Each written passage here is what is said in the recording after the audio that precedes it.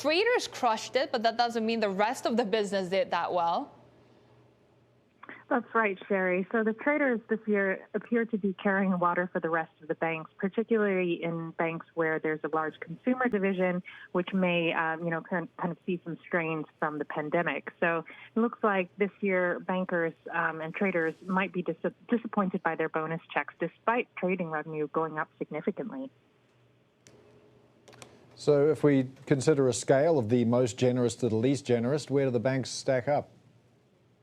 It looks like JPMORGAN and Goldman Sachs will be among the more generous.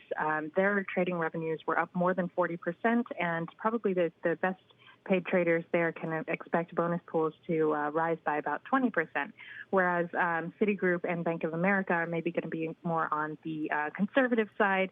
Bank of America may have a flat bonus pool, and Citigroup may also be flat in the equities division. So for those dissatisfied traders, perhaps, could we see them jumping ship?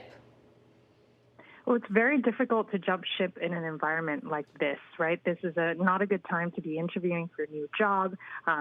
Jobs in banking are scarce anyway, and it's highly competitive, and the banks have been making cuts for the last few years. So maybe the highest performers will be able to sort of command, new offers from competitors. But for the most part, I think it's a question of kind of like it or lump it here.